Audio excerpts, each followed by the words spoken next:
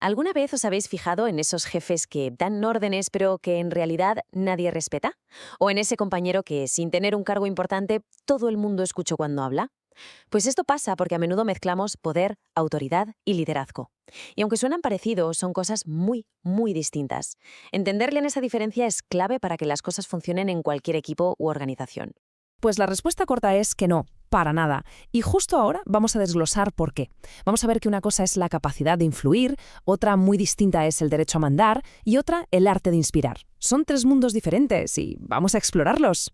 Aquí tenemos nuestra hoja de ruta. Primero, vamos a entender qué es exactamente el poder. Después, de dónde viene y cómo se usa en la práctica. Luego, lo pondremos cara a cara con el liderazgo y la autoridad para ver las diferencias clave. Y al final, cerraremos con las ideas más importantes.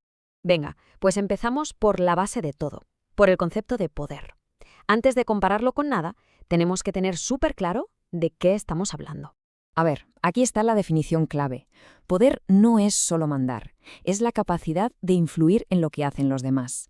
¿Y cuál es el motor de esa influencia? La dependencia. Pensemos un segundo. Si alguien controla algo que necesitamos, como nuestro sueldo, un proyecto interesante o incluso información, dependemos de esa persona. Y esa dependencia es precisamente la fuente de su poder. Si no hay dependencia, su influencia se desploma. Y esto, de verdad, es lo que hay que grabarse a fuego. Cuanto más dependa una persona de lo que otra controla, ya sea un recurso, un contacto o un conocimiento, más poder tendrá esa segunda persona sobre la primera. Es literalmente una balanza. Vale, ¿y de dónde sale este poder? Pues resulta que no todo el poder es igual. Podemos dividirlo en dos grandes categorías, dependiendo de si te lo da la organización o si te lo ganas tú como persona. Estas son las dos caras de la moneda. El poder formal es el que viene con el cargo.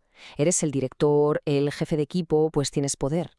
Pero ojo, si dejas el cargo, ese poder se esfuma.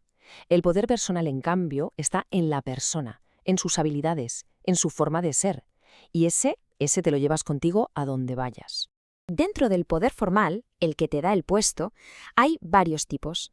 El coercitivo es el que se basa en el miedo, en la amenaza del castigo. El de recompensa es justo lo contrario, es la capacidad de dar algo bueno, como un bonus o un ascenso. El legítimo es el que viene simplemente por tu posición en el organigrama. Y el de información, que cada día es más importante, es el que tienes cuando controlas datos que otros necesitan. Y luego está el poder personal. El poder del experto es el de esa persona que sabe muchísimo de algo. Le seguimos porque confiamos en su juicio. El poder referente nace cuando admiramos a alguien, cuando queremos ser como esa persona. Y el carismático, bueno, ese sale de una personalidad magnética que, sin más, atrae a los demás.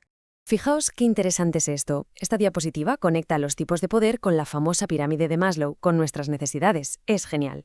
El poder coercitivo, el del miedo, apunta directamente a la base, a nuestra necesidad de seguridad. El poder de recompensa conecta un poco más arriba, con el reconocimiento. Y los poderes personales, como el del experto o el referente, se conectan con la cima de la pirámide, con nuestra necesidad de autorrealización, de crecer. Esto explica perfectamente por qué nos influyen distintos tipos de personas. Muy bien, ya sabemos qué es el poder y de dónde viene. Ahora vamos a la parte más práctica. ¿Cómo se usa ese poder en el día a día de una empresa? ¿Cómo se pone en acción? Para pasar del poder a la influencia real, se usan distintas tácticas. La más limpia, por así decirlo, es la razón. Usar datos, argumentos lógicos. También está la amistad, generar buen rollo. O la coalición, que es básicamente buscar fuerza en el grupo. La negociación, el clásico toma y daca. También se puede recurrir a una autoridad superior o simplemente ser muy asertivo y directo. La táctica que se usa depende mucho de la situación. Vamos a pararnos un segundo en las coaliciones porque son súper importantes. Son una táctica de poder clave, sobre todo para quienes no tienen mucho poder formal. Si una persona sola no puede conseguir algo, se une a otras con el mismo objetivo y juntas multiplican su poder. Es la idea de siempre de que la unión hace la fuerza, pero aplicada a la oficina. Y todo este juego de tácticas y alianzas es lo que llamamos las políticas de la organización, que no tiene que ver con la política de los partidos, ¿eh? Son las acciones que la gente lleva a cabo para influir en las decisiones y salir beneficiada. Algunas son totalmente legítimas, como hacer contactos o buscar apoyos. Otras no tanto, como el sabotaje o difundir rumores. Vale, con todo esto ya en la cabeza, ahora sí que sí estamos listos para la gran pregunta. ¿En qué se diferencia el poder del liderazgo y de la autoridad? Vamos a verlo de una vez por todas. Esta tabla lo deja clarísimo. Primera gran diferencia, las metas. Para que haya poder, no hace falta que las metas del jefe y del empleado coincidan. Solo hace falta dependencia. El liderazgo, en cambio, exige que el líder y los seguidores compartan un objetivo, que remen en la misma dirección. Y la segunda diferencia es la dirección. El poder puede ir para todos lados, de un subordinado a un jefe, entre compañeros, pero el liderazgo se centra en inspirar a un equipo. Y ahora, la autoridad.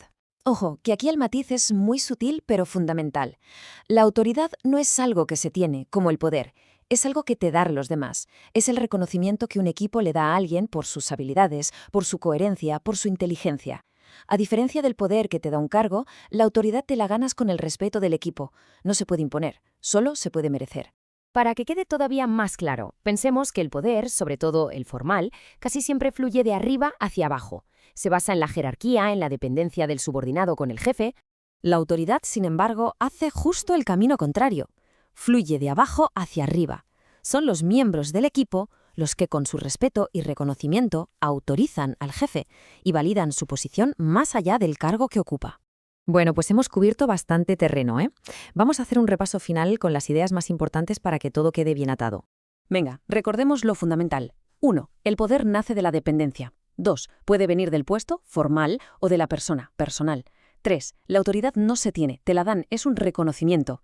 Y 4. El liderazgo se diferencia porque siempre necesita metas compartidas, una visión común, algo que al poder no le hace falta. Y para terminar, os dejo con una pregunta para darle una vuelta. Pensemos cada uno en nuestro trabajo, en nuestros equipos. ¿Qué es lo que más se valora? ¿A quién tiene el cargo y manda? ¿A quién se gana el respeto de todos por cómo es? ¿O a quien consigue inspirar una visión y que todos vayan a una? La respuesta, desde luego, dice muchísimo sobre la cultura de cualquier organización. Gracias por habernos acompañado.